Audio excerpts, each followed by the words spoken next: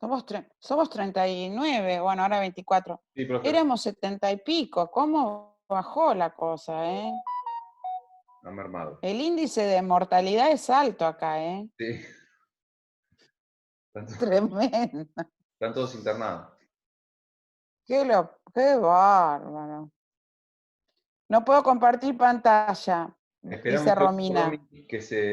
que se activa ahora eso. No sé por qué tarda siempre. Y Aguantame sí, un también segundo. tarda en volver, ¿viste? Cuando uno Sí. quiere volver, por eso hay que estudiar la trampa del Zoom.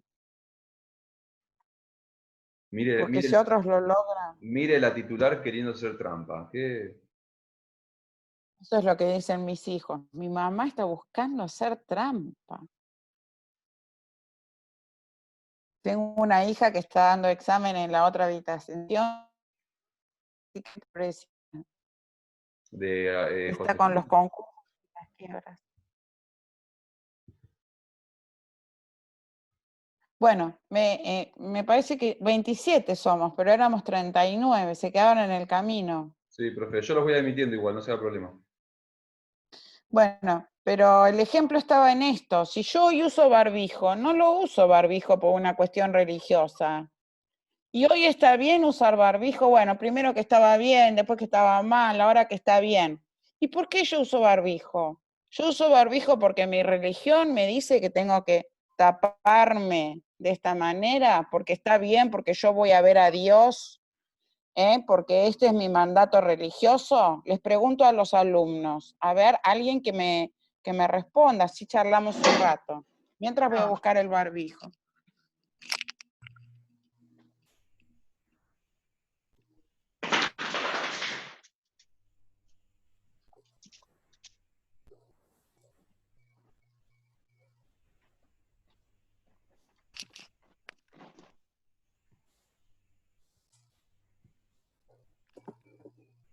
Me voy a hacer un show acá.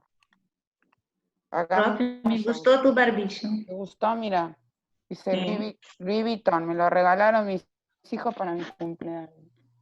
Como pasé un cumpleaños encerrada, ¿qué me regalaron mis hijos? Barbijos. ¿Quién No hubiera se puede creer. pensado, quién hubiera pensado hace 4 meses que de regalo de cumpleaños íbamos a recibir barbijos? No, ¿cómo ha ¿Viste? cambiado?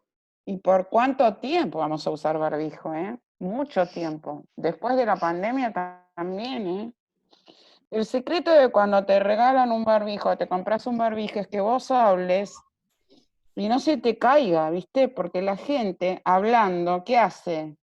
¿Qué hace? Lo que no debe hacer, ¿qué es esto? Esto no se debe hacer. El barbijo se usa así. Esto también me instruí yo, Ay, se me cayó todo. Bueno, a ver, si yo salgo hoy a la calle, ¿está bien usar esto? ¿Quién me responde? Sí, está bien. Está bien usar esto. Muy bien. ¿Por una cuestión religiosa? No, Ustedes que, bueno, yo podría ser musulmana, pero no lo soy, tengo que aclarar eso. ¿Por una cuestión religiosa? no, No. ¿Por qué está bien? ¿Por qué es bueno esto? porque la protege contra el contagio del virus. ¿Me protege a mí? A usted y a quien tiene enfrente. Ah, o sea que la protección es simultánea, ¿no? Sí, Yo me estoy sí. cuidando a mí y estoy cuidando a la comunidad. Y esto es un bien. Es un bien que en definitiva va destinado a un fin. ¿Que el fin cuál es? No contagiarnos. ¿Está claro lo que dije o no está claro? Sí, profe. ¿Sí? ¿Sí o no? La única que me contesta es la alumna brasilera. Yo no puedo creer esto. Pobrecita, tras que no entiende el castellano y el Mira, español, me contesta la amo. A la alumna brasilera la amo, la amo. compreendo mejor que los argentinos, mira. Sí, a ver, los argentinos, ¿dónde están? Caramba. ¿En qué hablo yo? ¿En portugués hablo? Ustedes se imaginan si yo estuviera hablando en portugués, todas estas cosas de ética, no entienden en español, van a entender en portugués. Pobrecita, ella es la única que me contesta, no lo puedo creer. Bueno, ¿se entendió o no se entendió? Sí, se entendió.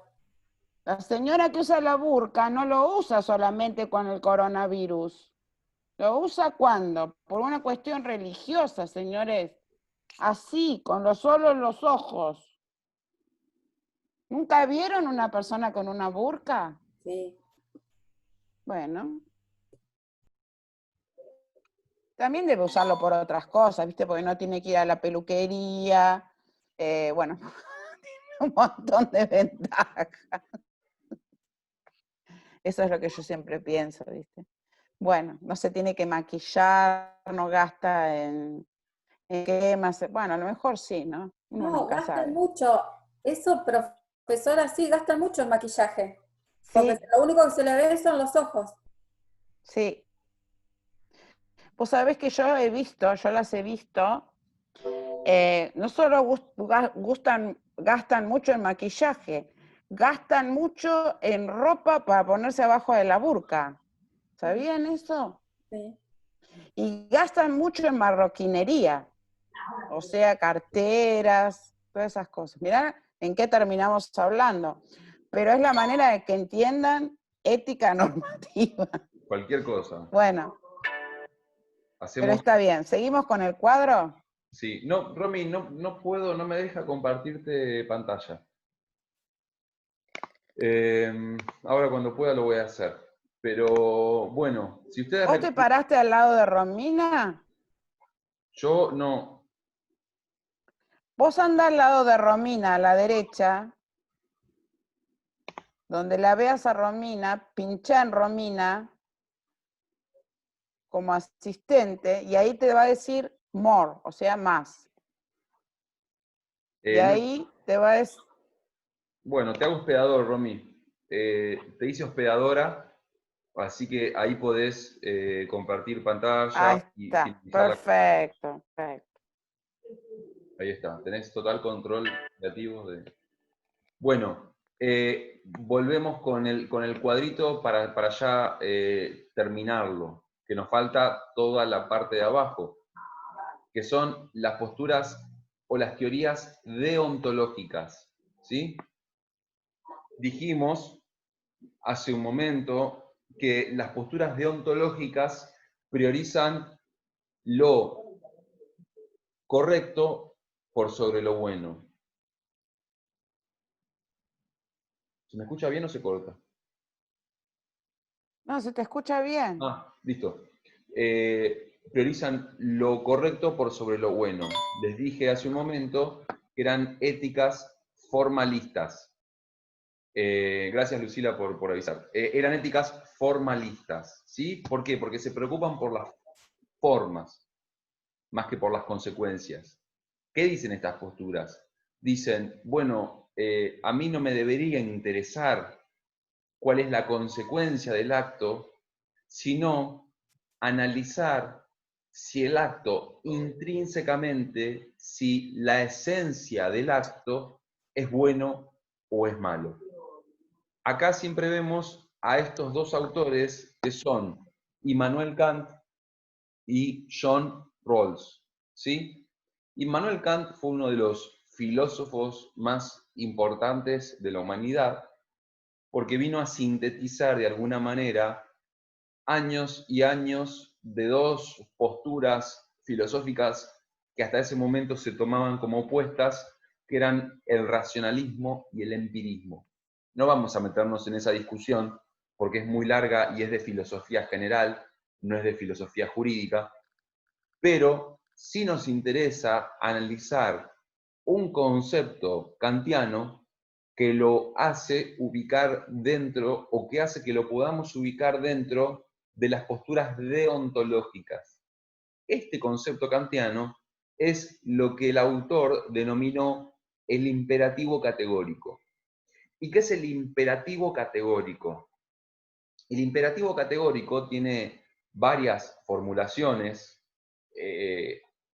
se hacen seminarios enteros para hablar solo de ética kantiana, ¿sí? Seminarios de filosofía general para hablar de ética kantiana porque es tan compleja que requiere mucho estudio, mucho análisis. Así que lo que vamos a hacer ahora, si Kant nos escucha, se va a estar revolcando en la tumba, ¿sí? Pero vamos a hacer una síntesis feroz y violenta de su postura.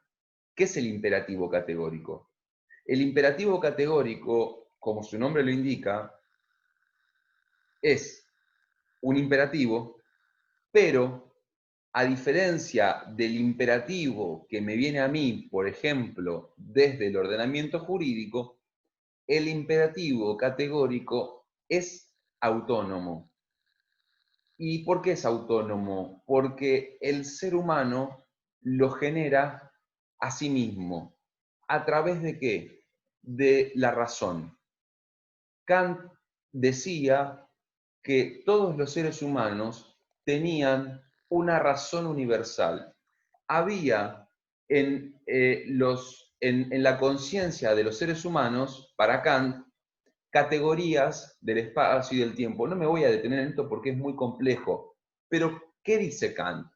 Dice que si yo utilizo la razón y analizo una circunstancia específica, todos, si analizamos la razón, todos nosotros, para Kant, Kant tenía una fe tan grande en la razón humana que él creía que si nosotros analizamos un hecho específico y tenemos que decidir cómo debemos accionar o qué debemos hacer, Kant decía que a través de la razón todos deberíamos llegar a la misma solución. ¿Sí? Es una razón universal para Kant. Bien, todos la tenemos. Y les voy a dar una de las formulaciones del imperativo categórico para que vean el ejemplo y vamos a ver cómo funciona, cómo se come esto. El imperativo categórico en una de sus formulaciones dice: obra de manera tal que la máxima que guía tus actos pueda convertirse o pueda elevarse a ley universal sin contradicción. Repito, Kant decía, obra de manera tal que la máxima que guía tus actos pueda convertirse en ley universal sin contradicción. ¿Y cómo, Sebastián? No entiendo nada. Explícamelo con un ejemplo. Acá les va el ejemplo. Yo tengo que saber si miento, si tengo que mentir o no tengo que mentir de acuerdo a esta postura deontológica. Para todas las posturas deontológicas, recuerdan que lo dijimos, tengo que priorizar el acto intrínsecamente, tengo que analizarlo el acto en sí, no me tengo que preocupar por las consecuencias. ¿Sí? Gracias, Romy. Ahí Romina en el chat les puso una de las formulaciones del imperativo categórico. ¿Puedo decir algo, Sebastián? Lo que quiera, ¿Puedo profe. decir algo? Lo que quiera.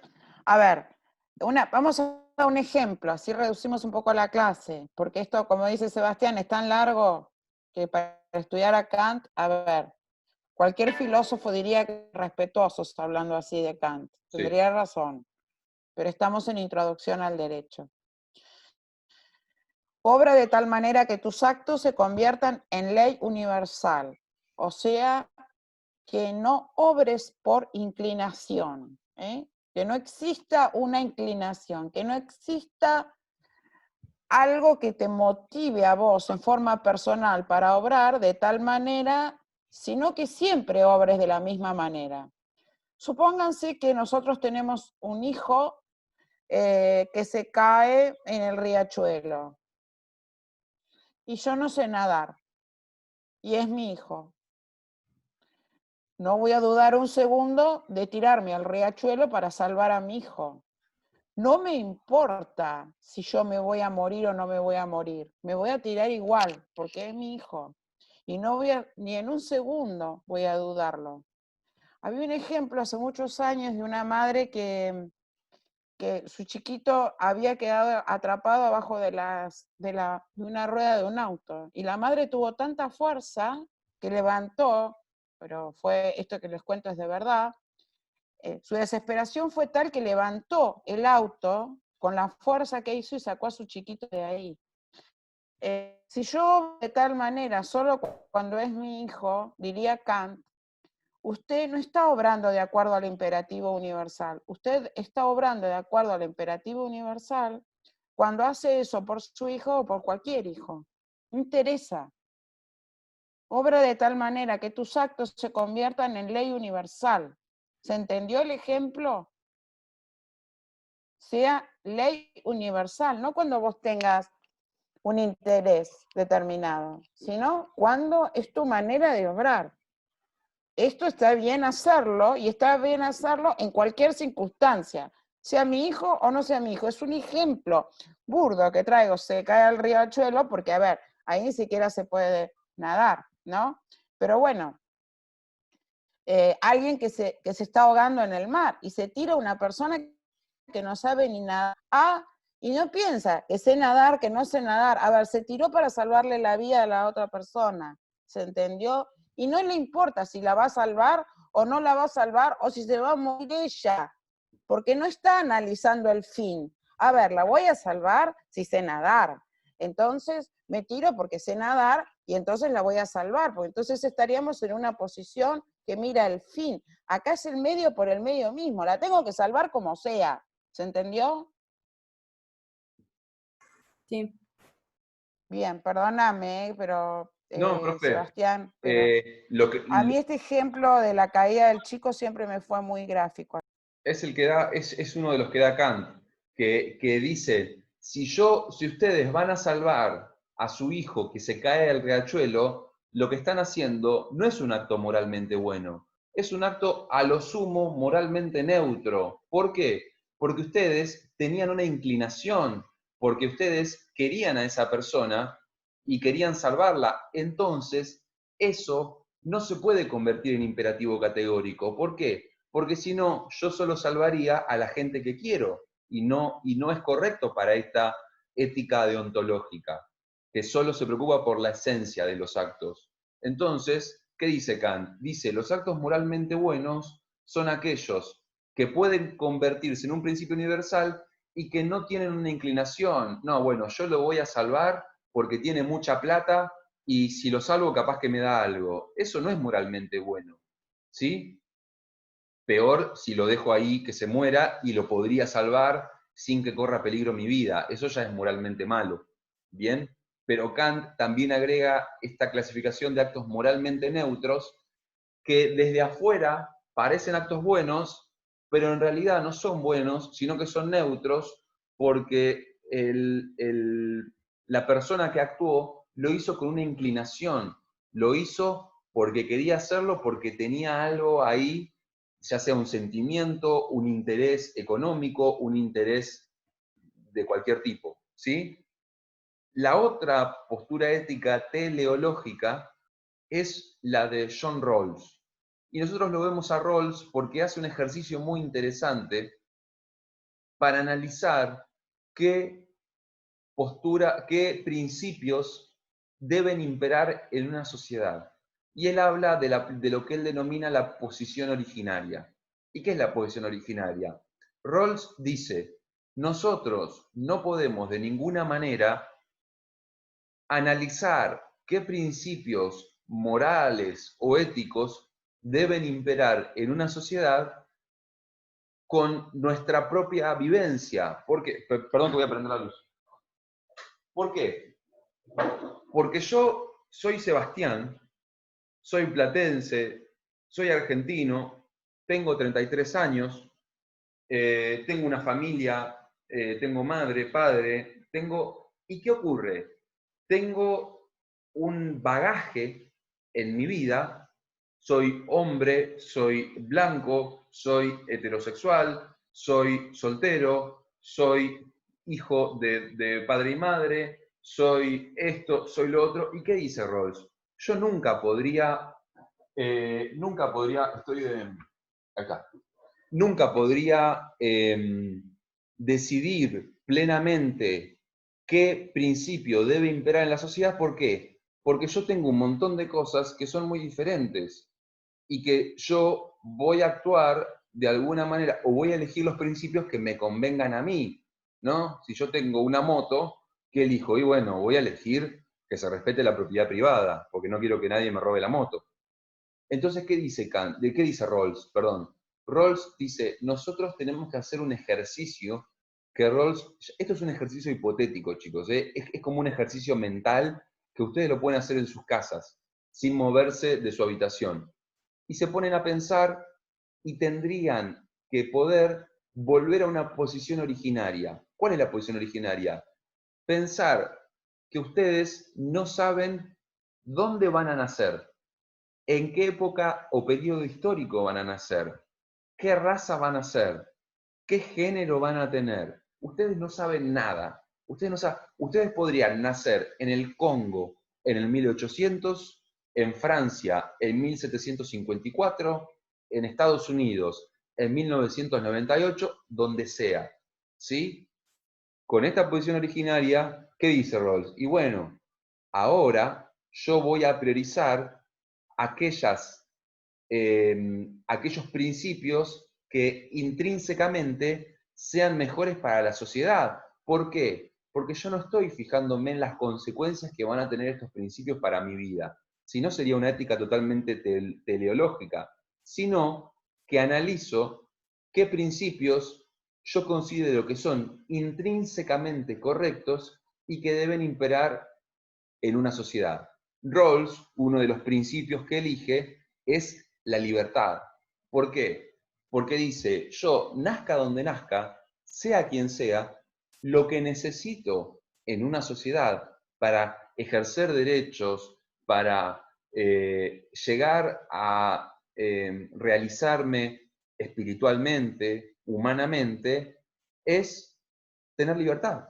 Porque si ustedes se dan cuenta, si ustedes no tienen libertad, no pueden ejercer ningún otro derecho, no pueden hacer nada sin libertad. ¿Bien? Entonces, para Rawls, este era uno de los principios que tenía que imperar en una sociedad. ¿Por qué nos interesa Rawls? Por el ejercicio de la posición originaria, de este ejercicio mental o conceptual de intentar cerrar los ojos y dejar de pensar un poco en mi realidad y pensar qué necesita la sociedad como un todo y analizar aquellos principios que yo considero son intrínsecamente buenos sin preocuparme acerca de qué consecuencias van a tener para mi vida. Porque en mi vida yo creería, yo considero como rol que también es la libertad, pero imagínense que yo soy Jeff Bezos. ¿Saben quién es Jeff Bezos? El dueño de Amazon, ¿no? Y soy el tipo más billonario del planeta. ¿Y qué voy a querer que se respete? Y la propiedad privada. Que se respete la propiedad privada, porque yo soy multimega archimillonario. ¿Qué dice Rawls? Si yo lo analizo desde mi perspectiva personal, voy a ser muy tendencioso y siempre me voy a preguntar cómo me va a beneficiar o me va a perjudicar esta posición a mi vida. Entonces yo tendría que hacer este ejercicio. Esta es la otra corriente deontológica que vimos. Pero si ustedes se dan cuenta, ambas corrientes analizan al acto de manera intrínseca, analizan la corrección del acto, no se preocupan acerca de las consecuencias. ¿Por qué? Porque dicen que las consecuencias son en realidad, Kant, por ejemplo, dice esto, como que si yo analizo las consecuencias, tiene que ver con mi inclinación, tiene que ver con la inclinación de lo que yo deseo o de mis sentidos, de mis sentimientos, de lo que yo quiero. ¿Y qué dice Kant, por ejemplo? Bueno, si yo analizo las consecuencias de mis actos, entonces yo voy a tener una ética, y esto es una de las cosas más importantes de la postura kantiana, que voy a tener una ética relativa o relativista. ¿Por qué?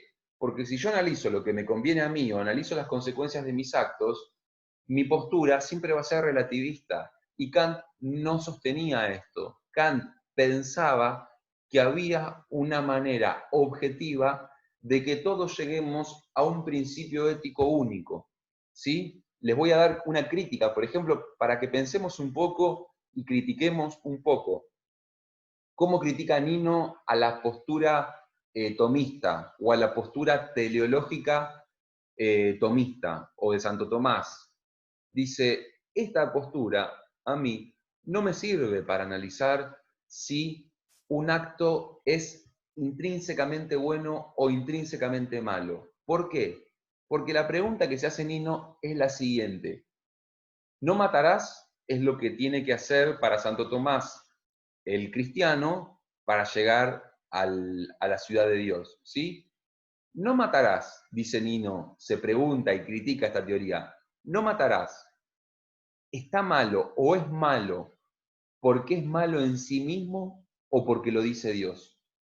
Si es malo porque es malo en sí mismo y no porque lo dice Dios, yo tendría que tener alguna manera de justificarlo.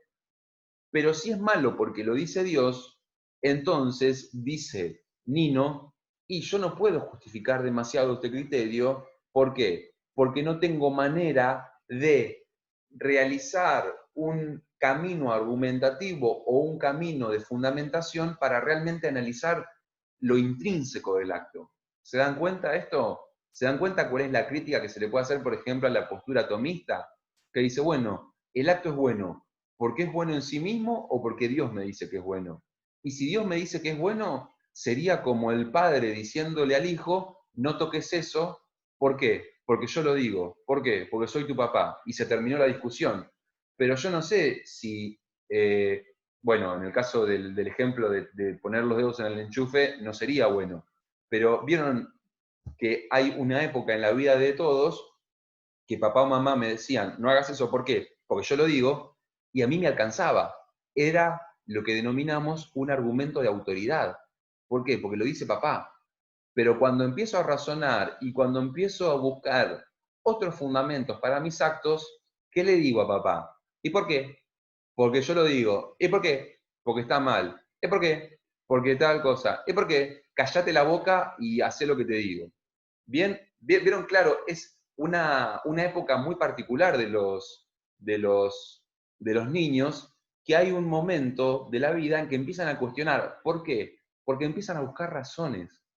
Y esto, chicos, es una postura, es una cuestión totalmente filosófica. Había un autor, un filósofo, Wolf, que decía, el interés del ser humano por analizar el sentido último de las cuestiones va muy por encima de su capacidad a encontrar una respuesta correcta. ¿Por qué? Porque yo tengo la motivación de buscar la respuesta. A pesar de que sé que no la voy a encontrar, ¿por qué estoy motivado a buscar la respuesta? Y este filósofo dice, porque sé que me voy a morir.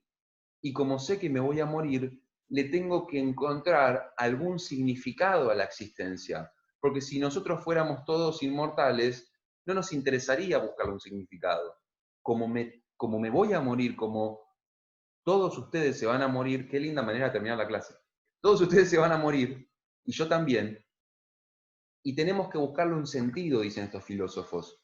Nuestra capacidad racional para encontrarle sentido es muy precaria, dicen estos autores, pero eso no nos quita el interés que tenemos por ir siempre a buscar respuestas. El ser humano siempre está buscando respuestas. ¿Sí? Esto es totalmente filosófico. Nos quedan 10 minutos. ¿Alguien tiene alguna pregunta? ¿Alguien quiere decir algo? Profe, Puedo sumar, perdón, Dale, Marisol. después. no, que yo tenía una duda porque en cuanto a lo de la posición originaria, tampoco es neutra, digamos. ¿Por qué se eligen tales principios y no otros? No, muy bien, Marisol. Nunca va a ser neutra. Pero vos vas a poder recrear o vas a tener que poder recrear o analizar la motivación que a mí me lleva a elegir la libertad por sobre esto, ¿sí? Porque es una discusión racional para Rawls. Porque Bien. son posturas éticas como la de Nino, que son posturas que se denominan algo así como dialógicas o contractualistas, que son posturas donde, ¿qué dice Nino de alguna manera? Dice, bueno, yo no sé si existe la posibilidad de analizar realmente si algo es éticamente bueno o éticamente malo. ¿Por qué? Porque no tengo la capacidad racional de llegar a esto. Entonces, ¿con qué me tengo que conformar?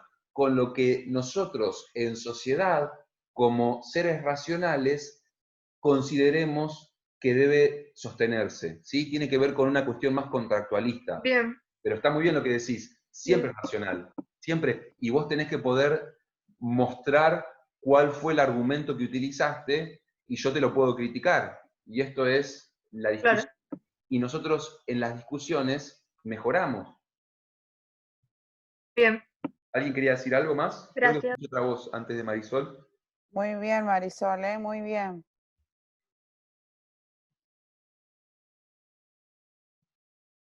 ¿Nadie más? Una Quería vez, sumar algo nada más, Sebastián. a ver, Dale.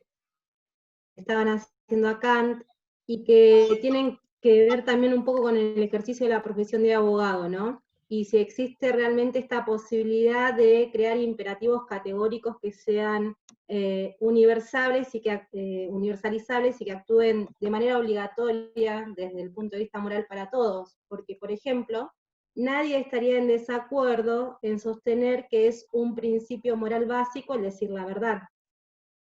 Bien, todos estaríamos de acuerdo en que debemos decir la verdad siempre.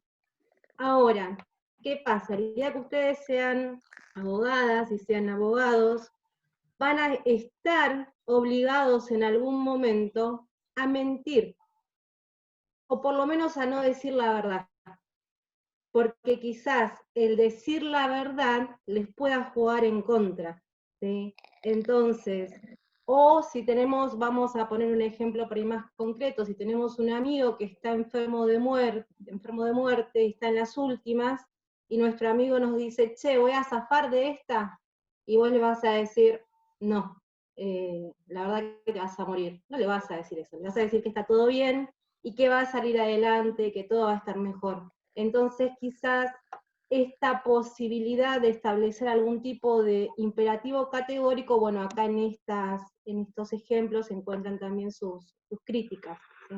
Nada más que eso. perfecto. La que acaba de hablar es la profesora Soledad Ucedo, por las dudas si no la ubicaron. ¿Eh? Bueno, dos cosas. En primer lugar, la clase que viene, ¿qué sigue, Sebastián? Pues yo estoy perdida. Ya terminamos, profe, con nuestros temas. O sea que tendríamos que como hacer una clase de repaso. Podríamos. Era la idea, profe, que habíamos hablado con Sebastián, que quede Bueno, clase para despejar dudas. de Como a toda veces, la parte nuestra. Entonces correcto. repasen toda la parte nuestra, hacemos una clase de repaso, yo voy a hablar con los adjuntos, a ver cómo hacemos para la segunda evaluación. Y por otro lado, bueno, averigüen este Zoom, a ver que no se corte, cómo podemos hacer. Yo Y averiguo. por último, bueno, avísame cualquier cosa. Y por último, bueno, quiero agradecer a los profesores que están acá presentes. Por supuesto, Sebastián, que dio la clase brillante, como siempre. A la profesora Soledad Ucedo, que también está con nosotros y que dio este ejemplo en el ejercicio de profesores aquí presentes, porque casi contacto el profesor Marcelo Garate le está creciendo la barba y el pelo con la pandemia. Sí, a mí también me Sí, está tal creciendo el cual. pelo, no podemos ir al peluquero. Por algo Próximo. Bueno, porque están Garate a la clase con su corbata, con su pelito todo derechito, y ahora que lo veo así, digo, mamita, la pandemia, bueno. Y por último, le quiero agradecer a mí, la gran colaboradora nuestra en todo esto de la confección de los cuadros y todas estas cosas que tanto les sirve a cada uno de ustedes. Así que Romy, que no te veo, por ahora no te veo en pantalla, acá. Te quiero agradecer también tu apoyo para con los alumnos en todo esto que es tan bueno. De verdad, profe Romina. Bueno, nos vemos el jueves que viene y hoy me voy me voy con sabor agridulce, me voy contenta porque leyeron. Y si no leyeron todos, leyeron algunos que les salvó la existencia. Empezando por nuestra vecina brasilera que se ganó la tarde. No sé por dónde está. ¿Se fue la vecina brasilera? No, ahí está, profe, ahí está. Ah, ahí está. Eudenes, nos salvó la tarde, Eudenes, gracias. Bueno, nos vemos el jueves que viene. Chicos, Que estén bien y cuídense mucho. Perdón, una cuestión. Para el jueves que viene, estudien. No vamos a dar clase si ustedes dicen, profesor, yo no sé qué es la interpretación en el derecho. No vamos a responder esas preguntas porque eso ya lo dimos y ya lo tendrían que saber. Lo que les estamos dando la posibilidad, una gran posibilidad, de que estudien una semana entera y que se puedan venir a sacar todas las dudas que tengan, ¿sí? Pero de temas específicos. No nos digan, profesor, ¿qué es interpretar? Porque eso ya lo dimos y ya lo tendríamos que saber. Ahí otra vez me agarra el ataque de miocardio. Claro. No, por favor, que ya eso fue el jueves pasado. Porque no es que yo corro y aquí. Yo corto y ya no bien porque digo, esto va mal. Hay un compromiso personal de cada uno de nosotros en llevar este curso de la mejor manera. Sabemos que los temas son muy difíciles, que es difícil interpretar, pero tratamos de ayudarlos en todo lo posible. Así que a partir de ahora estudien, sigan estudiando. No es que a partir de ahora estudien, continúen estudiando. Bueno, nos vemos el jueves que viene. Y estudian. Chao, chicos. Gracias por la paciencia a todos ustedes. Chao. Marcelo, cortate el pelo. Chao. Gracias a todos. Chao. Romy, tenés que cortar vos porque estás despedadora.